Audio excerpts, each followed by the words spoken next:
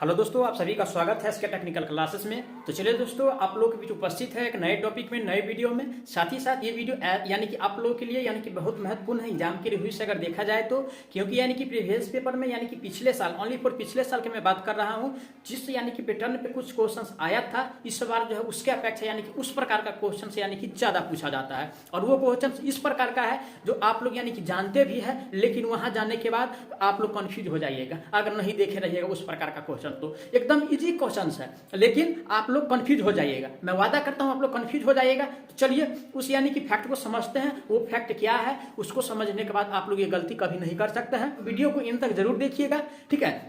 और नए हैं तो चैनल को जरूर सब्सक्राइब कीजिएगा। तो चलिए उस फैक्ट को समझते हैं, ठीक है। तो सबसे पहले यानी कि यहाँ पे लिख लीजिए यानी कि टाइप 1, ठीक है, यानी कि टाइप 1 लिख दिए हैं। और यहाँ पे इस साइड लिख लीजिए यानी कि टाइप 2, ठीक है, यानी कि टाइप 2 लिख दीजिए। यहाँ पे यानी कि टाइप 1 हो गया, यहाँ पे यानी कि टाइप 2 हो गया। अब यानी कि इसमें जो पहला आता है यानी कि नॉट करेक्ट आता है। क्या आता है? यानी कि नॉट करेक्ट आता है, ठीक है, नॉट करेक्ट आता है। और इसमें जो पहला आएगा यानी कि नॉट इनकरेक्ट आएगा। क्या आएगा? नॉट इनकरेक्ट आएगा, ठीक है। 2 नंबर पे आने वाला है यानी कि नॉट इनवैलिड, इनवैलिड। और 3 नंबर पे आएगा नॉट रॉन्ग, नॉट रॉन्ग, ठीक है। इसका मतलब क्या होता है, इसका मतलब क्या होता है, ठीक है, इसको समझना है और एग्जाम में कंफ्यूज होना नहीं है। तो चलिए इस पे बात करते हैं। देखिए इसका मतलब होता है दोस्तों यानी कि गलत। क्या होता है? गलत होता है, यानी कि रॉन्ग, ठीक है। और इस तीनों का मतलब क्या होता है, इस तीनों का फैक्ट क्या कह रहा है? इस तीनों का फैक्ट एक ही कह रहा है जो आप लोगों को यानी कि यहाँ पे देखते होंगे। अगर क्वेश्चंस में कोई क्वेश्चंस में आपको पूछ देगा which of the following is not यानी कि incorrect, which of the following is not invalid, which of the following is not correct, तो आप लोग क्या जवाब दीजिएगा? जाने रहिएगा तब ना। इस तीनों का मतलब होता है एक ही फैक्ट होता है यानी कि सही, यानी कि सही वाला को हमको पहचानना है, यानी कि राइट वाला,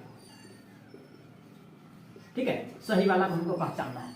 अब चलिए उस क्वेश्चन पे बात करते हैं जो क्वेश्चन एग्जाम में बनता है, ठीक है। आज का सबसे पहला प्रश्न समझेंगे किस प्रकार का क्वेश्चन जो आप लोग कंफ्यूज होइएगा एग्जाम में जाकर के, उस पे बात करते हैं। आज का पहला प्रश्न दिया हुआ है, देखिए, निम्नलिखित में से किसके द्वारा डीसी मोटर को पहचान सकते हैं, ठीक है। कोई भी मोटर को पहचान करने के लिए यानी कि कुछ फैक्ट होता है, उसको फॉलो करना पड़ता है, ठीक है।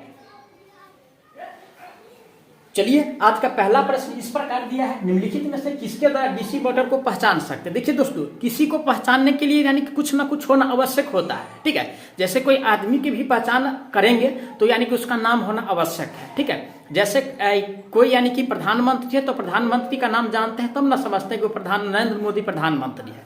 तो इसीलिए यानी कि इस मोटर को भी, किसी भी मोटर को पहचान करने के लिए कुछ ना कुछ पार्ट की आवश्यकता होना आवश्यक होता है, ठीक है।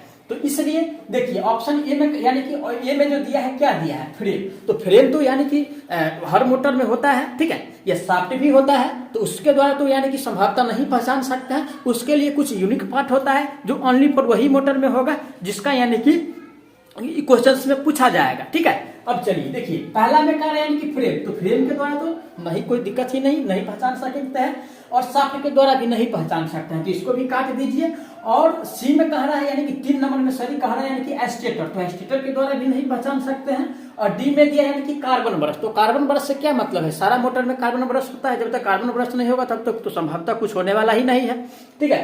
तो इसको भी यानी कि काट देंगे। अब देखिए एग्जाम में यहां तक रहता तो कोई दिक्कत नहीं है, ऑप्शन पढ़ के आप मान लो, लेकिन यहाँ जो आपको कंफ्यूज करेगा क्वेश्चंस में, ये कंफ्यूज करने वाला है। ये जो लाइन दिया हुआ ये आप लोगों को यानी कि कंफ्यूज करेगा।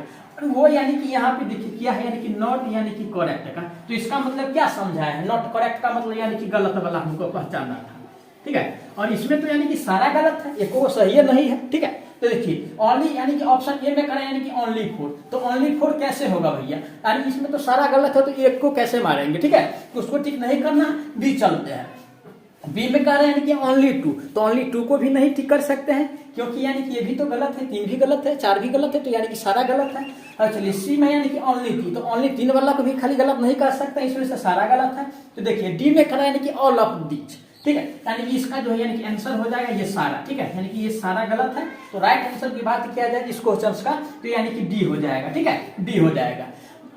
अब चलिए इसी प्रकार का अगर एक ऑप्शन चेंज करके अगर पूछ देता, जैसे यहाँ पे नॉट करेक्ट है, ठीक है, नॉट करेक्ट के स्थान पे यानी कि यहाँ पे अगर लिख देता यानी कि नॉट इनकरेक्ट, ठीक है, या नॉट इनवैलिड,